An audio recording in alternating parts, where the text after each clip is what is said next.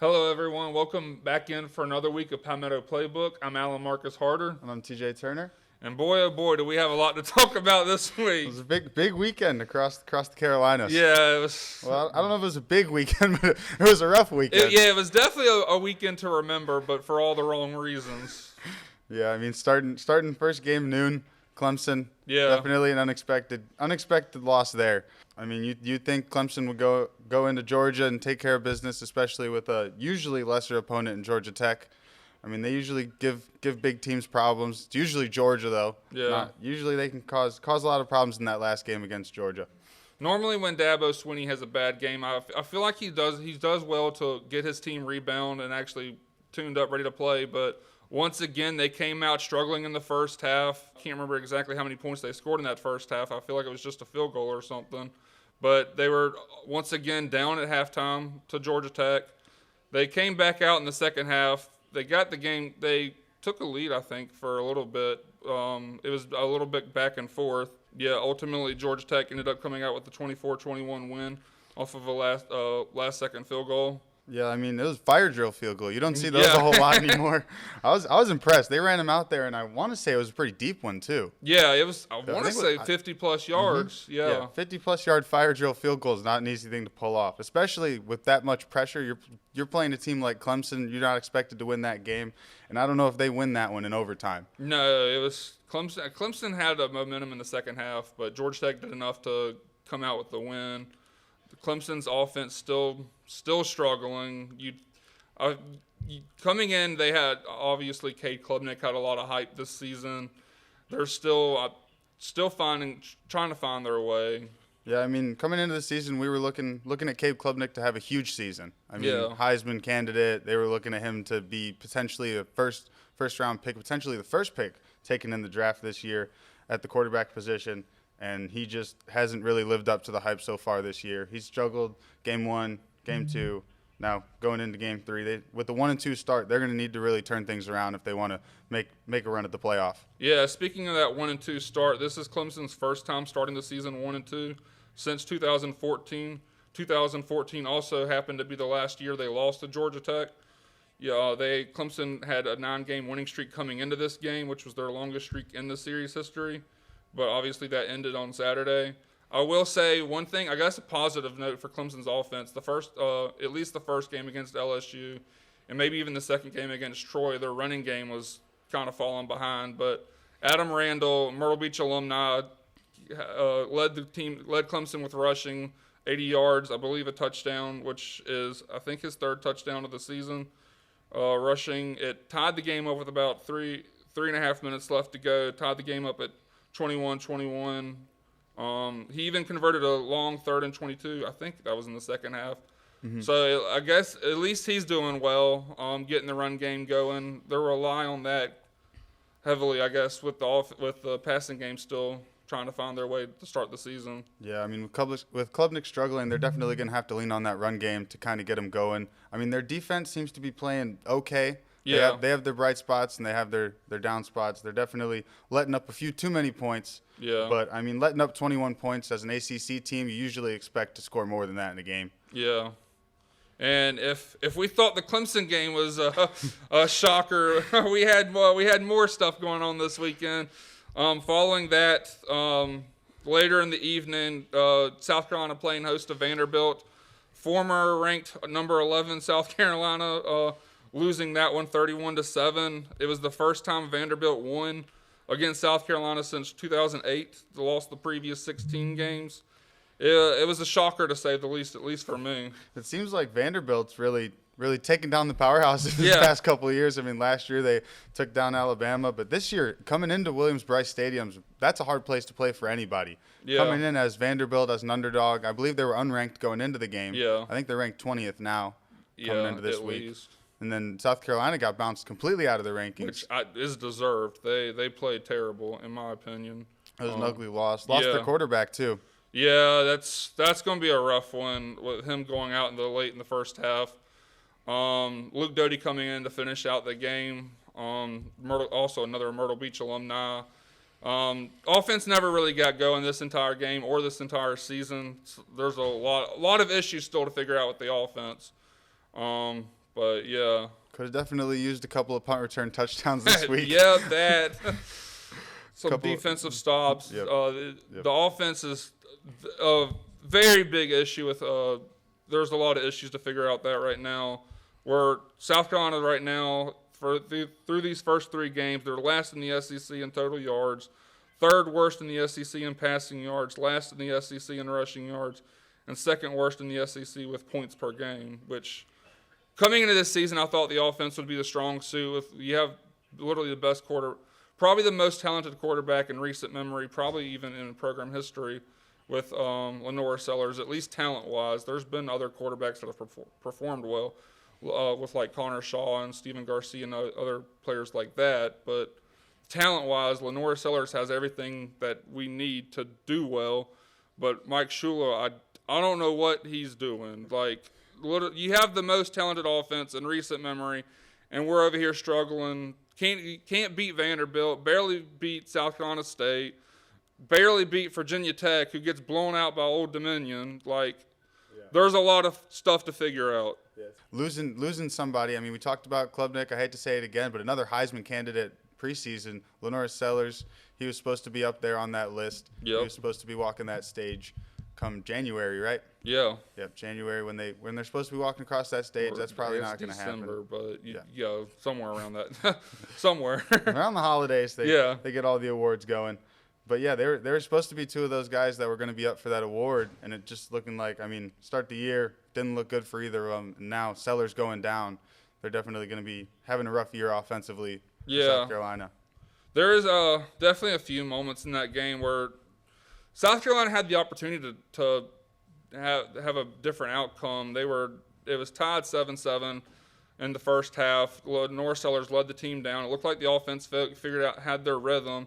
And then we had that interception late in the red zone where the defensive line initially went to pressure the quarterback, backed out, dropped into coverage. Lenore Sellers didn't see him, threw an interception at like the 10-yard line, which was unfortunate. And the offense just never recovered from there. And then obviously you had the injury to Lenore Sellers, going almost in that right after the injury actually, during that whole like 3 minutes after Lenore was hurt, the TV timeout, the first play from scrimmage, basically, Luke Doty finds Nick Harbor for a pass that should have been taken to the house for a touchdown, but the referees blew their whistle late after they had 3 minutes to decide they wanted the challenge for targeting, but they decided after the ball was snapped, you know what? Yeah, now's the time to blow the whistle. I mean, the referees didn't really change the outfit. South Carolina's offense was just plain trash. The Mike Shula, either retire, go back to the NFL. I don't know what you want to do, but don't be calling plays for South Carolina. That's just no. Do you think South Carolina's got a chance at the playoff? At this point, just get 6 wins and make a bowl game. They're just going for a bowl game at this point. After how this offense has played these first 3 games, the playoff is the last thing we need to be focusing on right now. Just score more than 17 points. Score more than 7 points. Get double digits. I don't know, but yeah, this offense they've looked bad. Yeah, they definitely haven't lived up to the preseason hype. I mean, staying in the state. Coastal Carolina. Yeah. Another rough loss. It's looking like Tim Beck's time at Coastal Carolina is probably going to be coming to an end. Yeah, soon. That's another coach that's on the hot seat, should be on the hot seat. It was Coastal's first shutout loss since 2011. Coastal had 5 turnovers in the game, which is 5 more than the points they had in that game, losing 38-0. The defense tried to keep them in the game. But it's hard to do that when your offenses can't stay on the field. The defense gave up like 21 points in the fourth quarter. I think it was 17-0 heading into the fourth quarter. But offense is through 3 games. There's still 0 passing touchdowns, 6 interceptions, I believe, which is I think the offensive coordinator they brought in this offseason was supposed to be running the air raid offense and. When you have 0 passing touchdowns in an air raid offense, there's some not exactly the winning game plan there. Yeah, it looks like Tim Beck before the season said he was going to start all quarterbacks in the first game. He stuck with MJ Morris. He let Tad Hudson throw a couple passes, and then moving in, Tad Hudson's the starter now. Do you think we're going to see another QB change coming in the next couple weeks? I mean, I guess you got to do something, I guess, to try to get this offense going. I don't know what the answer would be with this so-called most talented roster we've had in my tenure here at Coastal. Definitely a bold statement. Yeah, Coach there's all. season. Yeah, I don't know how much I believe that. I didn't believe it before the season started. I definitely don't believe it now. But probably one of those statements where you say it to try to get your guys to rally around you, but it didn't seem like it did the trick there before the season. They've definitely come out and been struggling the first few weeks. It did that. I will say in that game through 3 quarters, they didn't look like they were completely and totally down and out of it. Yeah. But then the fourth quarter, they just put it on them and completely ran away with the game and embarrassed them in the fourth quarter. Yeah. But through 3 quarters, the defense was keeping them in it, and if they could have thrown in a touchdown or 2 there in the third quarter, leading into the fourth, I think they would have a chance to make that game interesting.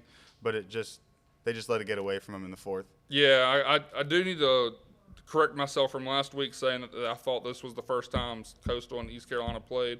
I forgot about the 2022 Birmingham Bowl where East Carolina also won 53-29. That was the year where Coastal finished the season with like 3 straight losses. Jamie Chadwell leaving before the bowl game. They had the defensive coordinator, Chad Staggs, coaching that bowl game.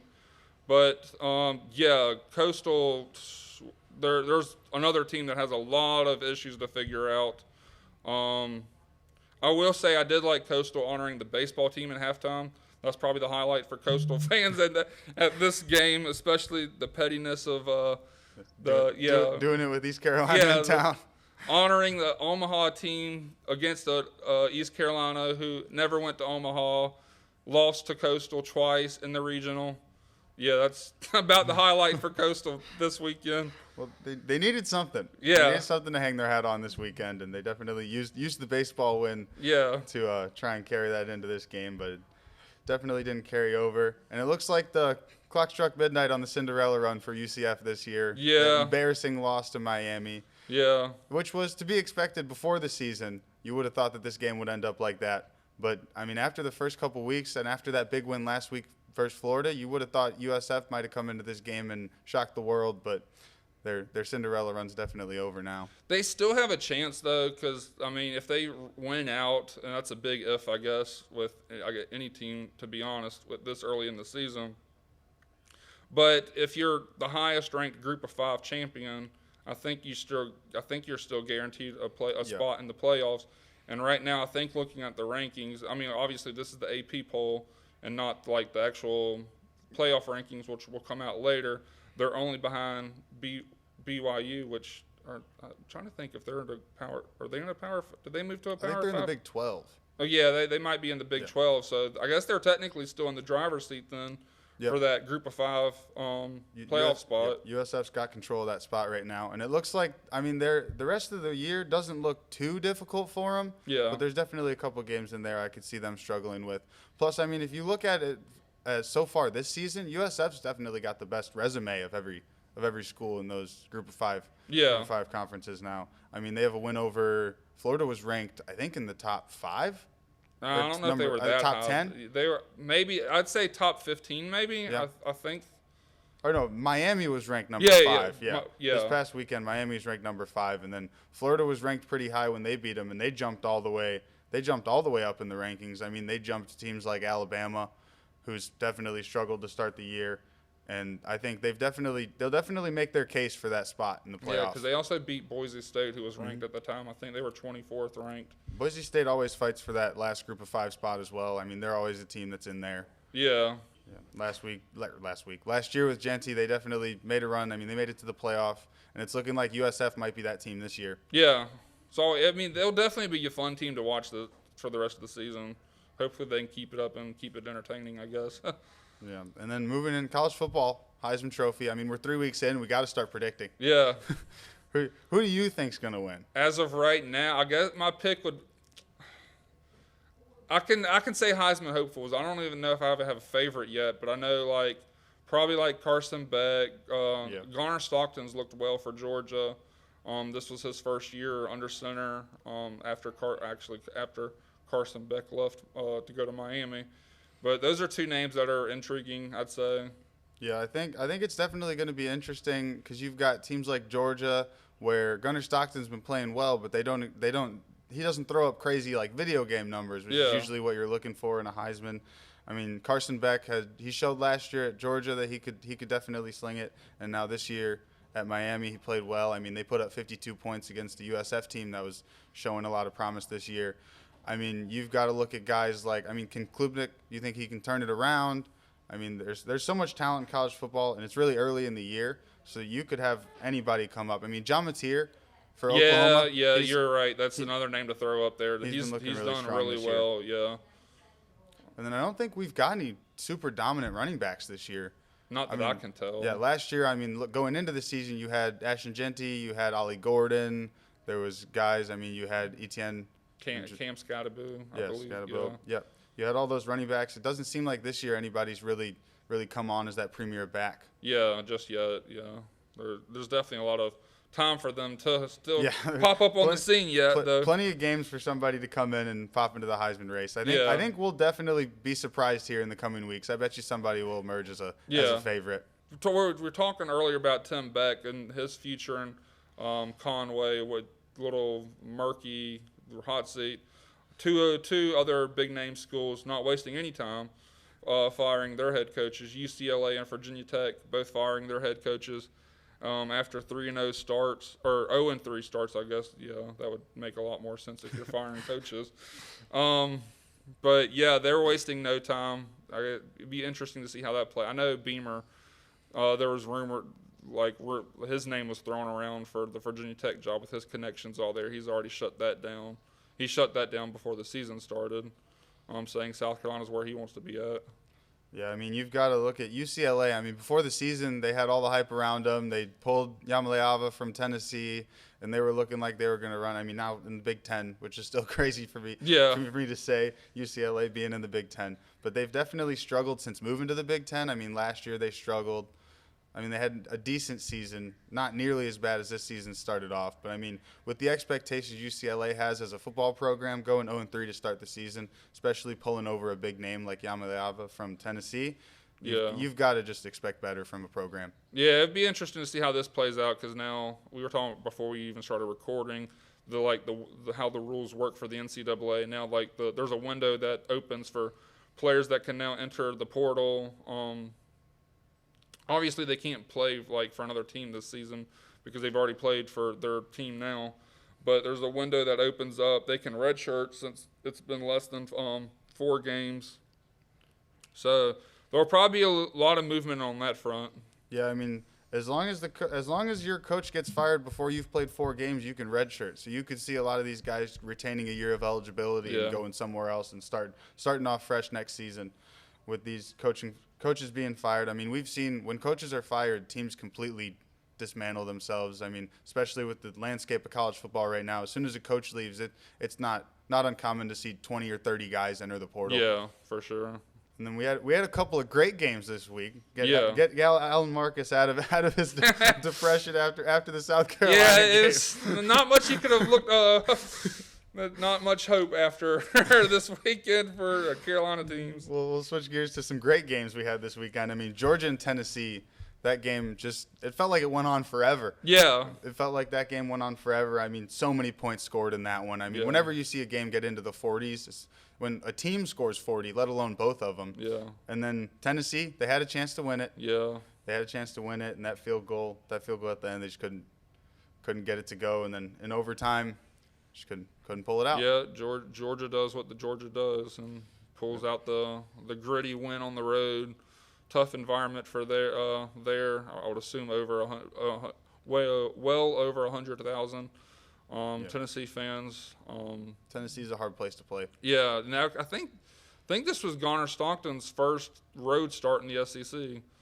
Yeah. I think it would be because the only other start he had would have been in the playoff, wouldn't it? Yeah. Yeah, I guess so, yeah. Yeah, because he started that playoff, the playoff games when Carson Beck went down with injury. And then this is definitely not an easy place to play in your first road start, especially being able to put up 44 points. Yeah. Yeah, he definitely handled the pressure well. And fair credit to Georgia for pulling out that win. Yeah, definitely a gritty win there. They had to grind that one out. It seemed like they were kind of down and out of it at the end of the game. I mean, Tennessee going down, getting into field goal range, carrying that momentum, and then just sucked the air out of the building when they missed that field goal. And I think from there on out, the fans and the team was just kind of trying to weather the storm. Now, I will say from a Tennessee's perspective, I'm surprised at how well Joey Aguilar has played for them. I remember watching him lose. I know Sarah's not going to like me saying this, with Appalachian State losing to Coastal. Back when Coastal actually could score points and win games.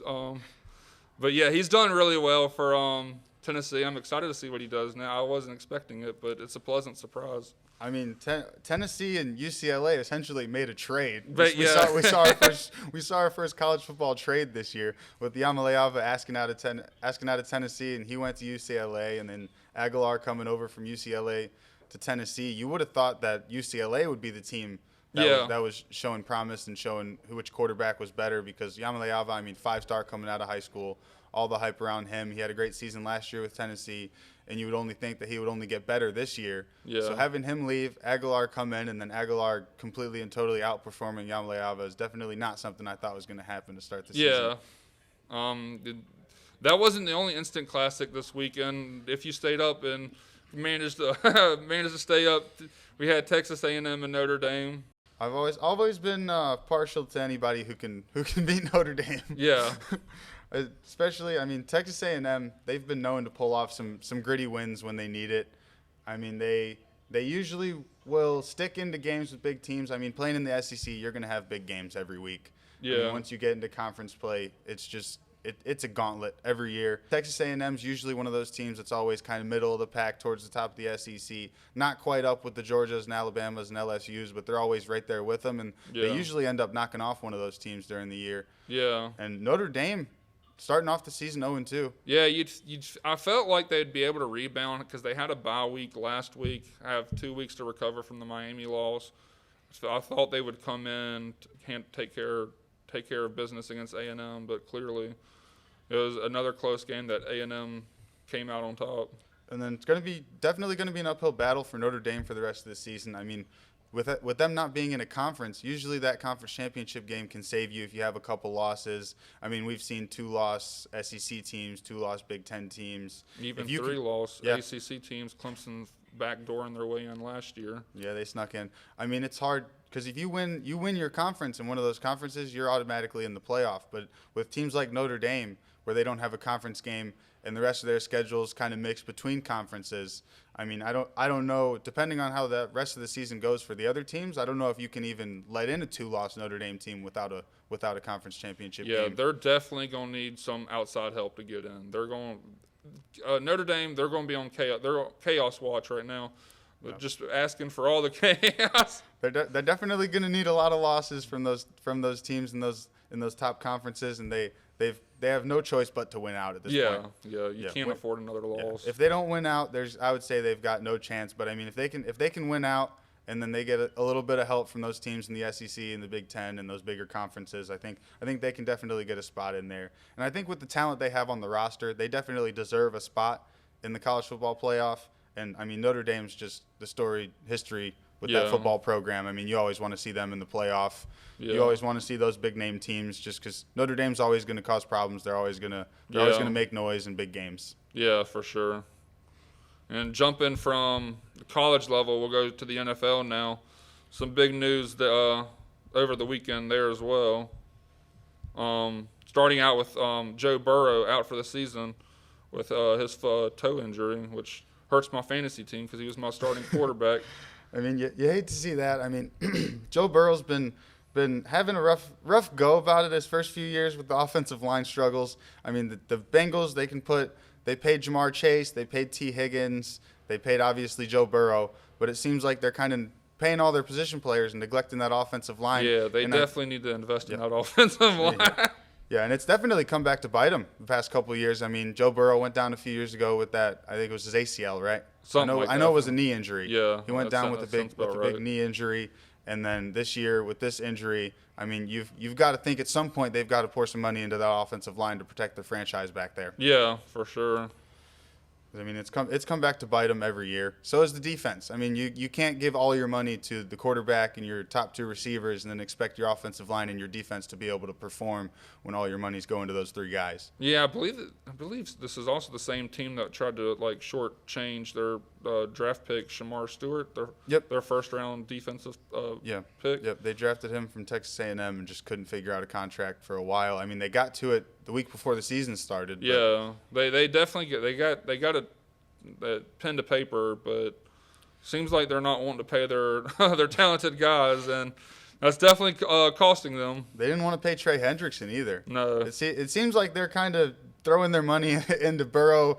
If Burrow and Jamar Chase and T. Higgins can win them games by themselves, but the problem is, I mean, unless they can put up 45 to 50 points a week, they're going to be struggling because they're letting up at least 21 to 28 points a week. Yeah. So they're really relying on scoring a lot of points.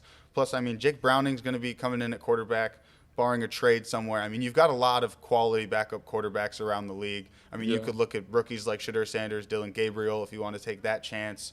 Or, I mean, guys like Jameis Winston over in New York. They've already got Wilson, Jackson Dart to back him up. So if they wanted to go and get somebody like Winston, who's just been a perennial great backup for teams. Or Jake Browning last year. I mean, last year when he had – was it last year when he played 34 games? I'm not sure. But I remember Jake Browning, when he's come in, he played really well, and he's been able to kind of weather the storm while Joe Burrow's been out because he's been out for a lot of time since he's came into the league. Yeah. Another top game this weekend in the NFL.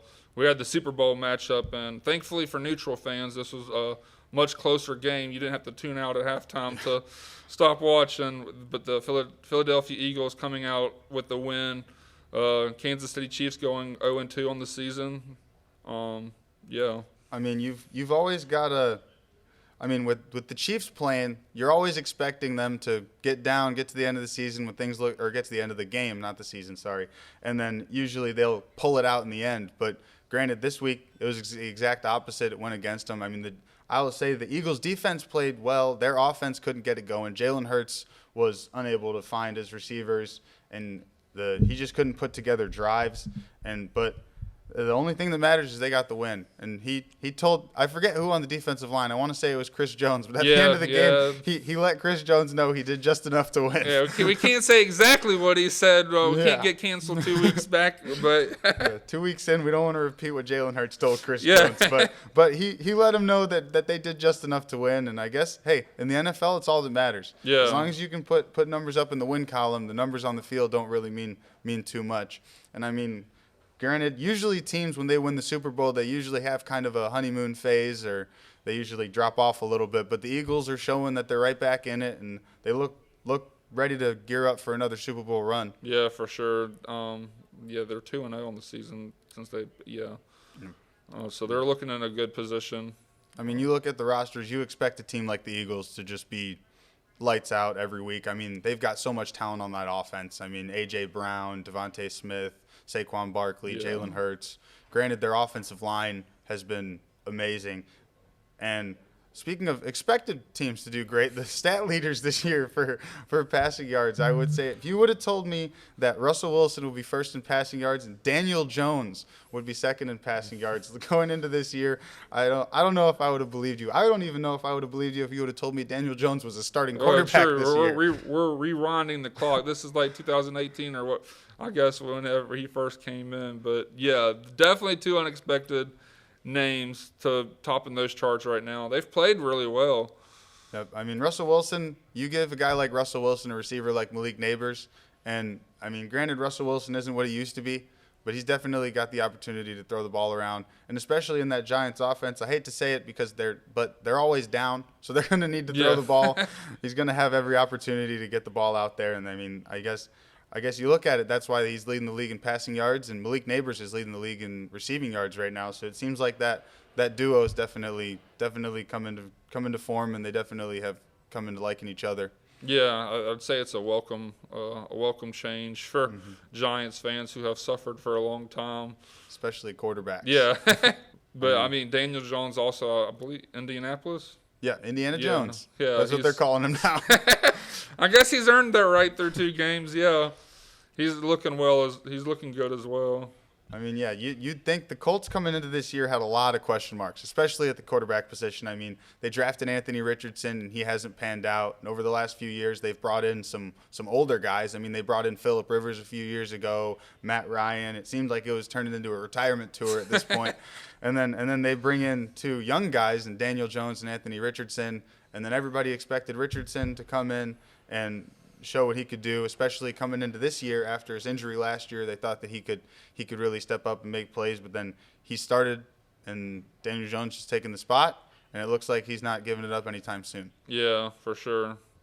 Bringing it back closer to, well, not technically closer to home because they played in Arizona, but the Carolina Panthers played. They did not do well in the first half. They tried their best to make a second half comeback. I believe they were down like 27-3 at halftime, but ended up falling to the Arizona Cardinals in that one. Yeah, I mean, last week we talked about it, how they've got a lot of young pieces on the roster, and how guys like Bryce Young are going to need to show some promise. I mean, I know we've been saying that for 3 years now, that he's got to kind of get into the flow of things, but I mean, it seems like he'll have 3 good games, and then he'll show you why he's not ready yet. But it seems like this week he definitely had a good showing. I mean, obviously, slow start. But, I mean, 328 yards, 3 touchdowns, and 1 interception is not a stat line that you're going to be mad at as a head coach. For sure. Also, worth noting, Hunter Renfrow, Socastee alum, had 7 catches and 2 touchdowns. Yep, and then another guy, rookie, Tedero McMillan, he had his first 100-yard game this past weekend. It seems like him and Bryce Young are definitely developing some chemistry. I mean, last year you thought it was going to be Leggett this season, but McMillan coming in this year. And it seems like Hunter Renfrow's come in and been a favorite target for Bryce Young as well, especially coming into the year. I mean, he was cut a couple weeks before the season, and then they traded away Adam Thielen, brought Renfrow back. And then you would think a guy that was cut a couple weeks before the season wouldn't be making a huge impact coming into the second week of the season. But, I mean, he had 7 catches. I believe he had 9 targets. I mean, McMillan with 10 targets. Obviously, coming from behind, you're going to have to pass the ball a lot. So Bryce Young threw a lot of passes. I think he had McMillan had 10 targets. Renfrow had 9 targets. And then I couldn't remember who was third, but they also had 9 targets as well. I mean, he was definitely favoriting receivers. It seems like he's got a couple guys that he really likes to throw the ball to. Yeah, Renfrow was definitely a welcome veteran presence in that locker room, and he's shown exactly why they brought him back and got him in the first place. I would also say, for speaking of wide receivers, I feel like the Panthers are expecting more from Xavier Leggett. He's had a slow start to the season. Had a slow season last year. He actually finished this game with, I think, negative receiving yards. Yeah, I think he had 1 catch for -2 yards. Yeah. Definitely not what you want to see out of your sophomore season. Yeah. I mean, usually you get a sophomore slump from quarterbacks, but usually receivers do the opposite. There's been a lot of receivers that make that sophomore year jump. I mean, you see Malik Neighbors this year already. He went from last year. I mean, he played well, had a great rookie season, but it's looking like he's following in the footsteps of Odell Beckham. Yeah. When he had his first couple seasons, I believe he broke the record for receiving yards in his first 2 years. I think so, yeah. We'll see if Malik Neighbors can come in and break that record himself. I mean, the Giants have been great at drafting receivers. I mean, back to Victor Cruz, and then you've got obviously Odell Beckham, and then now they just need to try and find a quarterback to put back there to give the ball to him. And just keeping talent as well. They've had talent from years, but obviously, like you look at Saquon Barkley, Odell Beckham, how things have unfolded there. If they can just keep their talent and build from there. Yeah, I mean, you see guys like Daniel Jones too, which it makes you think if he would have stayed, if he'd be having the same year in New York as he is there. But it also seems like, I mean, New York's a hard place to play as a player with all the people there and the media and everything going on. Because, I mean, Daniel Jones was definitely hearing it from fans in New York. Oh, so for sure. I think it was more so that they didn't want him anymore and the fans were done with him than it was him not being good enough to play. Yeah, I think if you told Giants fans the move to get rid of him was like long overdue. He extended his stay in. He got more than enough time to play for the Giants. Yeah, I mean, they were waiting for him to finally break out, and it seems like all he needed was to leave. Yeah.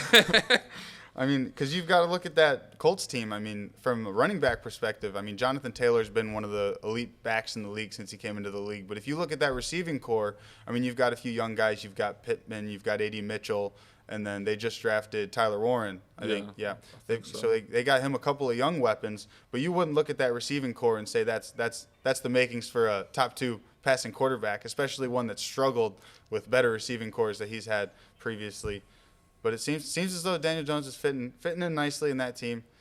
And definitely showing that he actually is the quarterback the Jets wanted him to be, just not in New York. Yeah, sticking in the NFL with more local angles, we'll start with the New Orleans Saints. They've definitely been struggling in recent years. Now they got South Carolina alumni Spencer Rattler under center for quarterback. They still lost this game, but I'd say he played really well. He had the opportunity to win the game late. I can't remember exactly his stat line, but he played really well. He had some really good thrown balls, but they ended up coming up short against the 49ers. Yeah, I mean, 49ers are always going to be a tough team to play because of their defense. I mean, they had quarterback struggles of their own. I mean, Mac Jones coming in with Brock Purdy out. He also had a great game. Yeah. I think Mac Jones I think had the second most passing yards this week, or at least he was top 3 in passing yards for this week. I mean, they scored a bunch of points. But Spencer Rattler, I mean, since he's come into the league, he coming from South Carolina, he had a great senior season at South Carolina, and then he's been in the league and he's had a couple of good games. He'll have really bad games, and he has his moments. But it seems like he's definitely turning things around there in New Orleans. Yeah, I hope so, because I want to say his like record as a starting quarterback for the Saints right now sits at 0-9, which I don't know if that's all on him. There's other issues going on in New Orleans. I can't like put it all on him, especially like this week. He played well, but they have other things going on. Yeah. Yeah, the Saints have been a franchise who ever since Sean Payton left, they've kind of been trying to find their identity, and it doesn't seem like they've quite found it yet. It looks like Spencer Rattler's definitely on a better path now than his first, because I think that was his 10th start. Yeah. His 10th start. I mean, going 0-10 is definitely not the start to your career you want.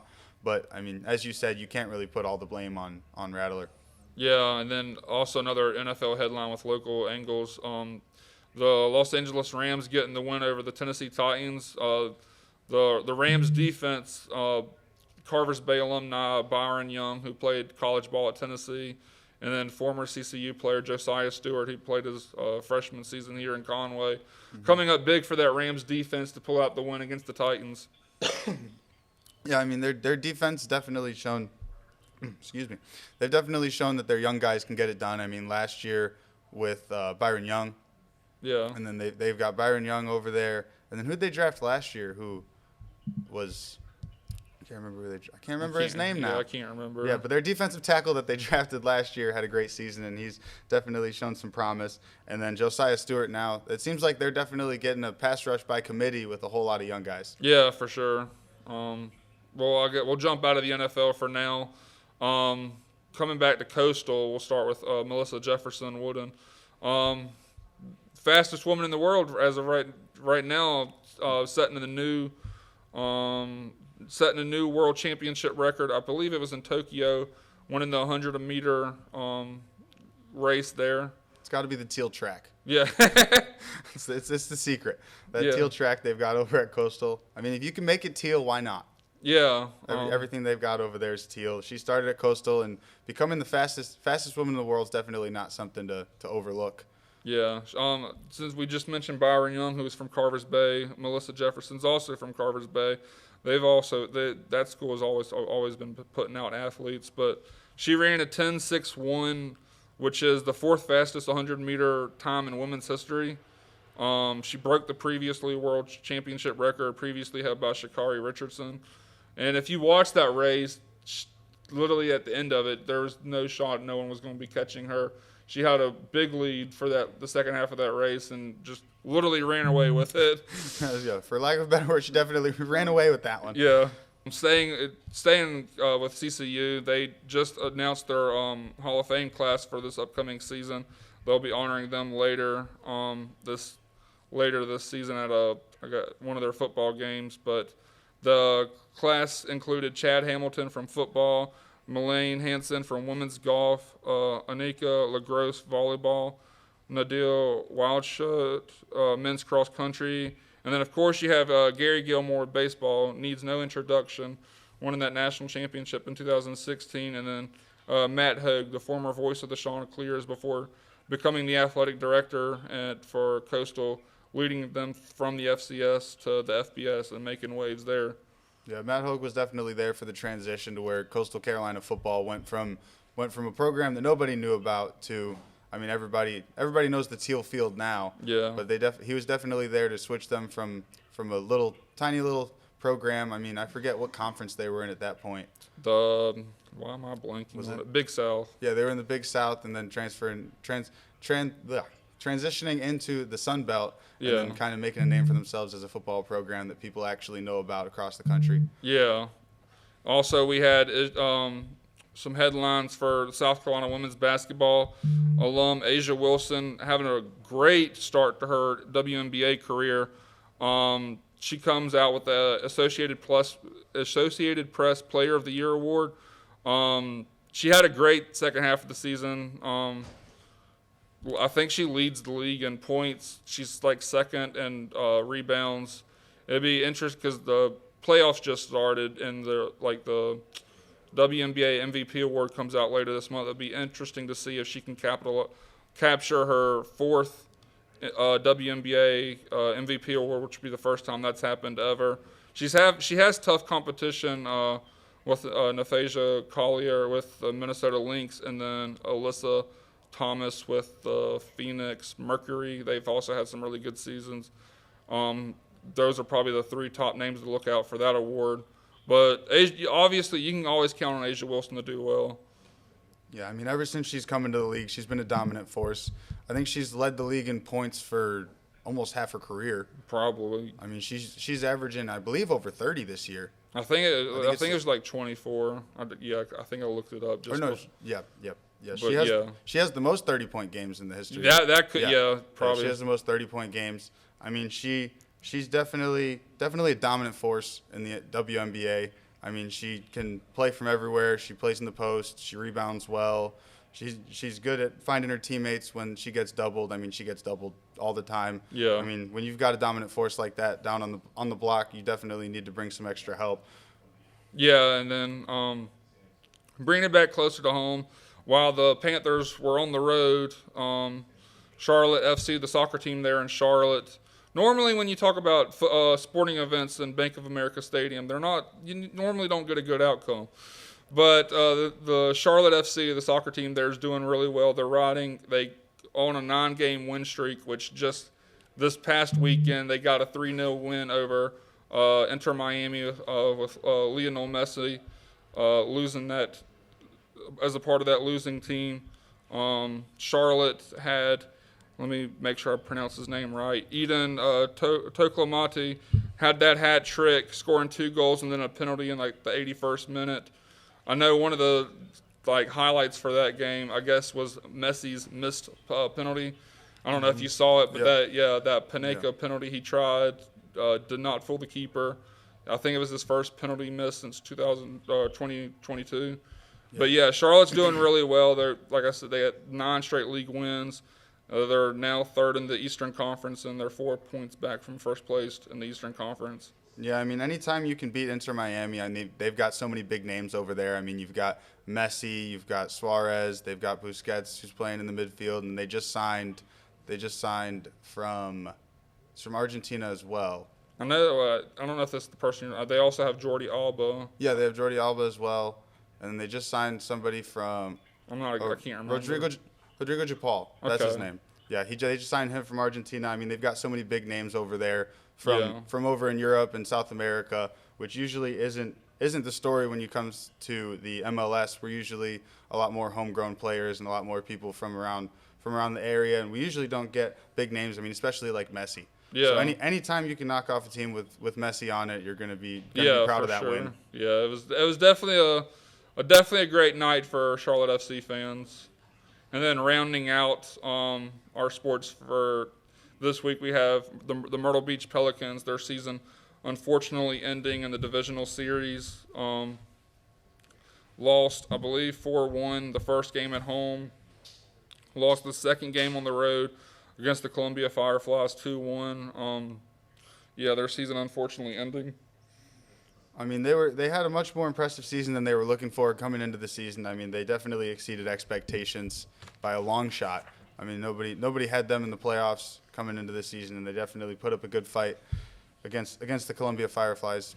Yeah, they had a great end of their regular season. I think they finished with the best record in their division, but unfortunately it ends early. But a lot to look forward to for next year. Yeah, for sure. with that strong finish to the season, they can carry that momentum into next year, and definitely with all these renovations they're doing to the stadium and everything, carry that motivation and that momentum into next year. Yeah. Looking ahead to next week now. We got some big must-win games for probably all three of these, all four of these schools teams. We'll start with Coastal Carolina opening up conference play versus South Alabama.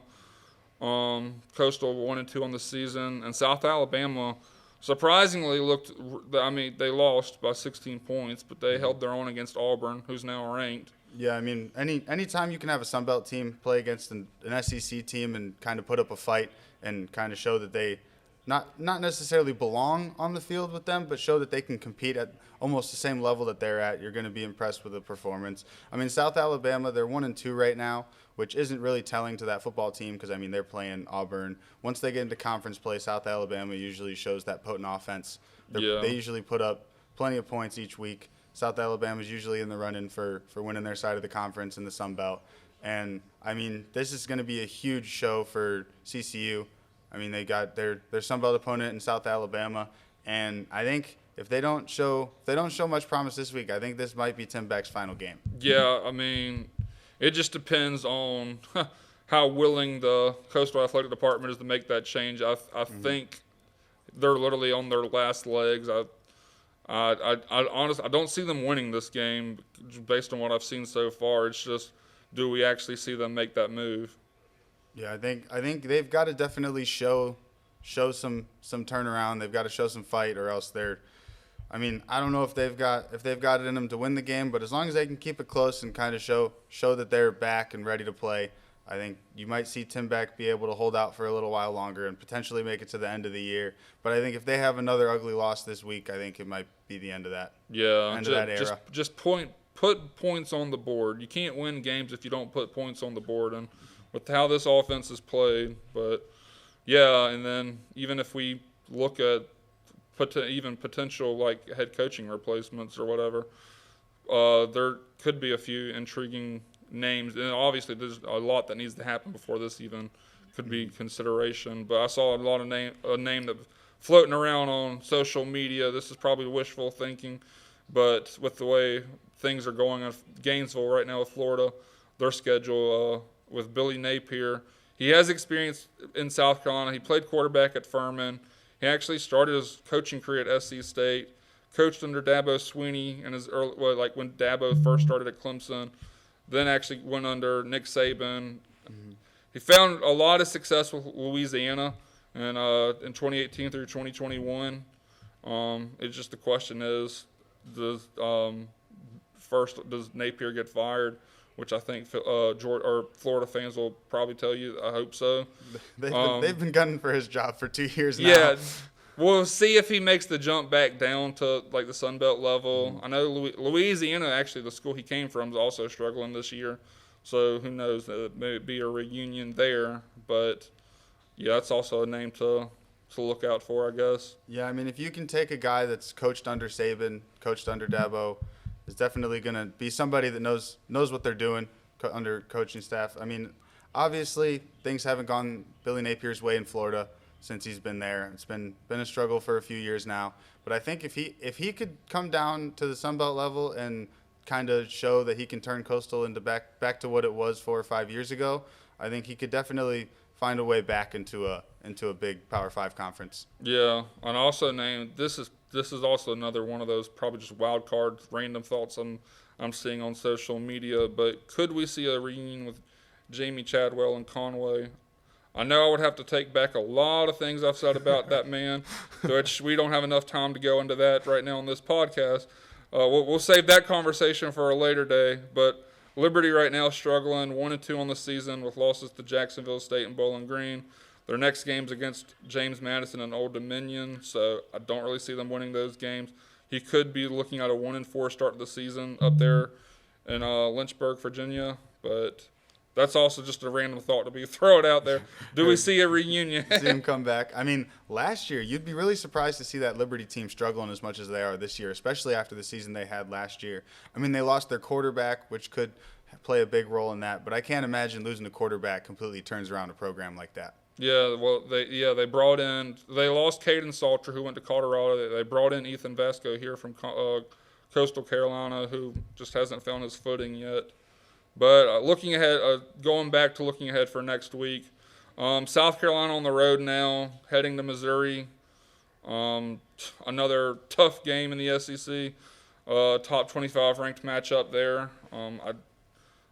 I don't want to be a pessimistic or whatever. I just don't see much with the offensive struggles we have. Luke Doty under center. Well, I guess that's still a question mark. We don't know if Sellers is going to be healthy with the clear concussion protocol, or Luke Doty will get the start. There's just a lot of question marks there. And then this game, for some reason, the Missouri-South Carolina game historically has just always been a very close game. Missouri always gives South Carolina problems. You can never overlook this team if you're a Gamecock fan. And just the way South Carolina's played this year, I don't see them coming out with a win. I mean, yeah, over the last couple of years, Missouri's definitely turned their program around. They got a transfer from Penn State at quarterback, Bo Prabula, who's definitely been putting up some really big numbers this season so far. Missouri, they're definitely a program on the rise to look at in the SEC. I mean, they're ranked in the top 25, and I don't see them stopping moving up the rankings anytime soon. Especially, I mean, this week it's going to be a tough challenge for South Carolina, especially if Lenore Sellers isn't ready to go. I mean, can Luke Doty command that offense? And he kind of has to. If South Carolina is going to make any noise in this season, they're definitely going to have to turn it around now. And this looks like a must-win game for South Carolina if they want any chance at maybe a postseason or even just kind of keeping this season alive, because they've definitely got some even tougher matchups looking forward for the rest of the year. Yeah, and even not even putting it all on Luke Doty, the offensive coordinator, Mike Shula, he needs to be calling plays that play to his player's strong suit, not just trying to get these guys ready for the NFL. You got to win now, and I haven't seen it yet. So I hope the play calling puts these players in a better position to actually do well, but we'll see. Yeah, we've definitely seen some coordinators struggle coming from the NFL back into college, because the schemes have gotten much similar. A lot of college football teams are going into that air raid NFL-style offense, and you even see the NFL teams adopting some college schemes. You see them transferring over to the college-style offense. I mean, you see teams like Oregon who kind of revolutionized offense. I mean, they're throwing the ball around 50 times a game. Yeah. And so when these when these coaches go from the NFL into college, they kind of have an adjustment period, and it seems like it's not going well for Mike Shula. Yeah, for sure. And then to round out our Carolina teams this upcoming weekend, Clemson playing host to the Syracuse Orange. Clemson has to show life. They like I said earlier, they still have a chance to make some more noise with only one loss in the ACC. The ACC conference could still be up for grabs if Clemson wins out. They just can't get off to a slow start like they have been for this entire season. Yeah, they're definitely going to need Cade Klubnik to show up in a big way this week. I mean, Syracuse, they're another team who's been on the rise the past couple of years. I mean, they've got Coach Brown over there, right? Yeah. Coach Brown over there, he's turned things around in that program. It seems like there's definitely been a shift in mindset over there in that Syracuse football program, in that locker room. He's definitely turned it around. And, I mean, every game now is a must-win for Clemson. And I've got my bold prediction for the year is that this is Dabo Swinney's last year coaching at Clemson. Where you think – I could see it depending on how things are playing. I know there's been some noise about with how he handles NIL and just the struggles that Clemson has had. Do you think he retires, goes to the NFL, or goes somewhere else? I think we could see him, especially because this season's definitely going to be a telling sign on where the football program is. Starting off with this rough start, and every game's must win now. They have to win out to even have a chance at winning the ACC and then moving themselves into the playoff. And they've got to win out to probably even make the ACC championship game with how the conference is looking right now. And I think if they can't make it to the ACC championship game and they can't make it to the playoff, which at this point that's the standard that Dabo set for Clemson football, is getting into the playoff and winning 10 games a year. So I think if they can't make it to their standard that he's set for the program, I think we could see him leave. I don't know if he would jump to the NFL or if he would do something else. I don't see him moving to another program because, as you've seen, he doesn't really like the NIL. He's not a big fan of where college football is at right now. I mean, he really struggled when NIL opened up. He initially rejected it and said, I'm not going to use it. Yeah. And then they won like 7 games that year. And then he was like, all right, maybe I'll use it now. But now it's starting to be weird. I mean, you don't really want to compare anybody to Saban, but Dabo's been the closest to Saban we've seen in the past few years. Yeah. And we saw NIL kick Saban out of college football. So we could see the same thing happen to Dabo. Maybe we'll get a reunion there on College Game Day with Saban and Dabo. Pat McAfee, Dabo, and Nick Saban. The trio that. But jumping from college to the NFL, we got the Carolina Panthers playing their first home game, I believe, of the season, hosting the Falcons. Panthers looked well in that second half. If they can play like that for the entire 4 quarters, maybe they can come out with a win. I mean, yeah, you've got that Falcons offense has a lot of talent, but I mean that defense definitely leaves a bit to be desired. So I could see this being a shootout, and which would really be nice to give a. I mean, last week we had Bryce Young put up good numbers, so I think if he could carry that momentum into this week, I think he could put up some big numbers and kind of get some momentum and gain his confidence back moving into the rest of the season. I think this game will be a good opportunity for the Panthers to kind of turn things around. Yeah, there's definitely a lot to look forward to this weekend.